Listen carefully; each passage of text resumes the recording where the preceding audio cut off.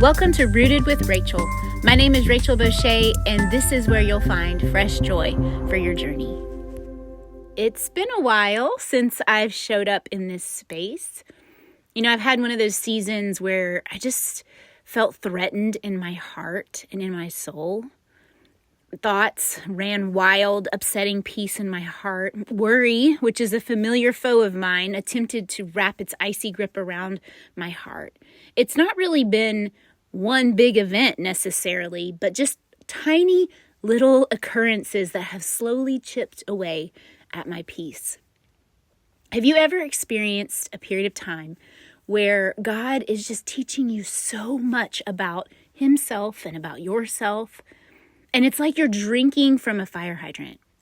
You want to share, but you're just not sure yet how to articulate it. I think that's the way I've felt recently. And I'm finally at the place where I'm ready to share some of what God has been teaching me about battling worry in the hopes that it would help you as well.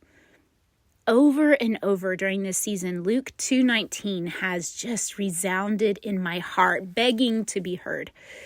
In the midst of exciting times and possibly a very worrisome season, Mary, the mother of Jesus, is caught in the middle of a cosmic story woven before the eyes of the world. Stuck right in the middle of the shepherds heralding the good news at the arrival of the Messiah to anyone who would hear, and their expressive eruption of praise, we have a glimpse into the innermost thoughts of Mary. And honestly, it's not much. There's not much there. It's a sentence so pregnant with meaning, it begs to be meditated on, whispering ever so loudly.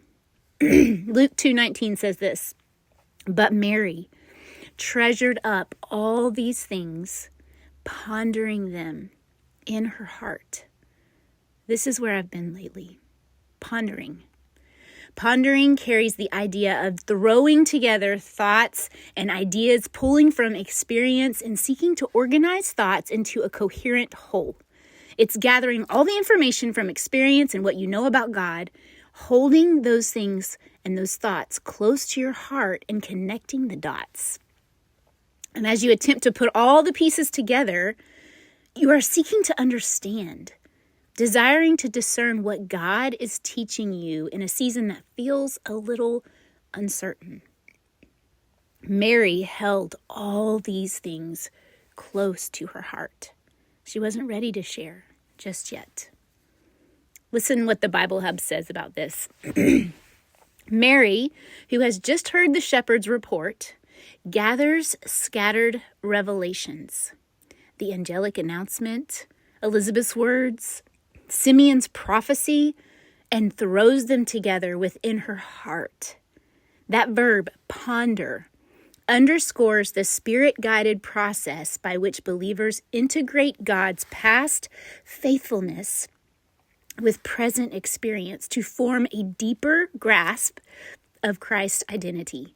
This inward symbolo, that's the word, sets the pattern for devotional meditation. Ponder. I think pondering is helpful when we are in the middle of discovering what God wants to teach us before we share it with others. It explains where I've been lately. Treasuring, pondering. There's so much God has been teaching me in so many different areas. And one area in particular, I believe He has His finger on, is the area of how I process worry or anxiety. This is something I've always struggled with. If you battle with anxiety or worry, then this might resonate with you. There are two verses in Proverbs that are probably very familiar with. You're probably very familiar with. Maybe you've even memorized them. But I wonder if, like me, you've never put them together as verses that you can wield as a weapon in your battle with worry. Proverbs 3, 5, and 6 says this, "Trust in the Lord with all your heart, and lean not on your own understanding. In all your ways submit to Him, and He will make your paths straight." Verse 5 defines worry like this: leaning on your own understanding. Isn't that what we do? We listen to our own thoughts. We lean and trust in our own imagination over what is true. We speculate and create scenarios of our own making, and when worry begins to take root, we know we have begun to rely on our own understanding. Leaning on our own understanding is misplaced confidence. Worry gives us a false sense of control. Dependence on our own understanding will always prove to be an unreliable and unstoppable prop. When we are not throwing ourselves onto God, trusting Him with our whole heart, we are then leaning on our own understanding and our own interpretation of our circumstances. And that is a dangerous place to be. Our heart is divided and severed in so many different directions. So all the what ifs and the if onlys are us leaning on our own understanding. So how can Proverbs 3, 5, and 6 be a weapon for battling worry? I want to give you two things we can do in our fight against worry, and one thing God promises to do when we resist the temptation to depend on our own understanding. I've found when I worry, I'm really grasping for control. Worry is all about control. We are attempting to prevent or prepare for something bad happening.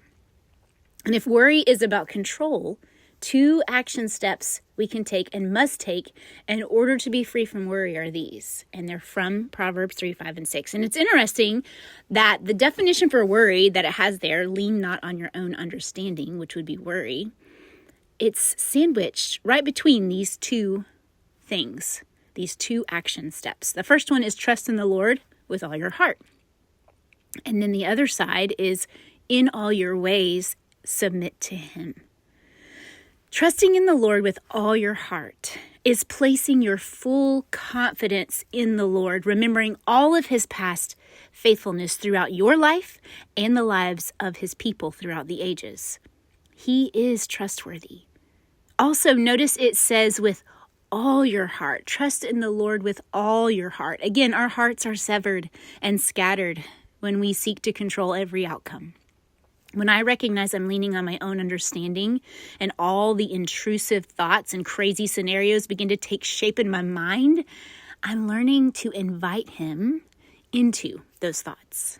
I pray in that moment, I pray asking Him to help me trust Him alone with my whole heart, not holding back anything from Him, but trusting Him with my heart. Now, two side notes on this phrase, trusting Him with all your heart. First reading will tell us we are to trust Him wholly, right?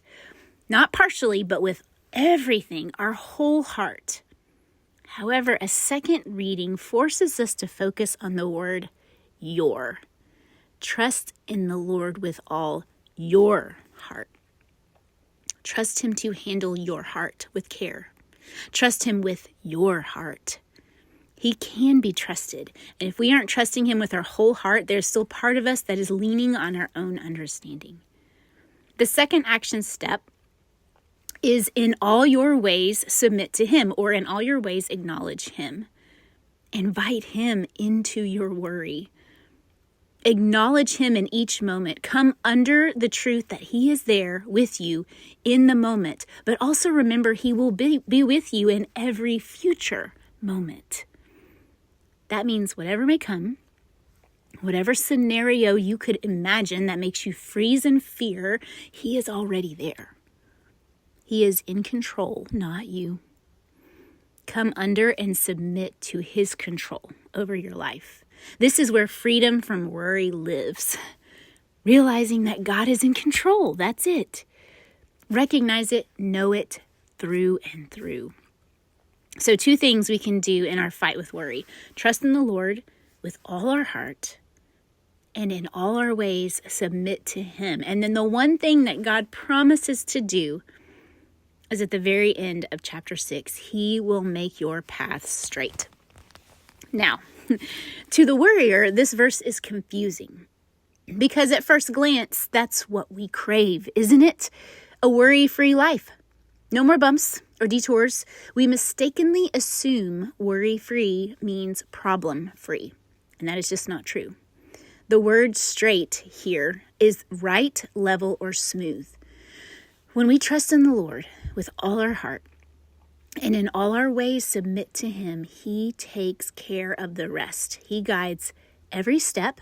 He ensures that when, and I'm going to say that word, when we face trials in the future, because they will happen, He will supply the grace needed in that moment. We can't see the road ahead, but He does. He walks ahead of us, clearing the way before us of obstacles that would cause us to drift into leaning on our own understanding. It's a promise of direction. We can have confidence that when we trust in Him with all our heart and submit to Him, recognizing His control in all our ways, He will direct us. His direction is the only sure path. So maybe like me, you've never thought of Proverbs 3, 5, and 6 as a weapon for worry. But now you have another tool in your belt for the battle ahead. Next time you're tempted to lean on your own understanding, remember, before and after worry, to trust in the Lord with all your heart, to submit to Him and recognize His presence in all your ways, and He will direct your path. Ponder the truth that He is in complete control. Hold this in your heart always.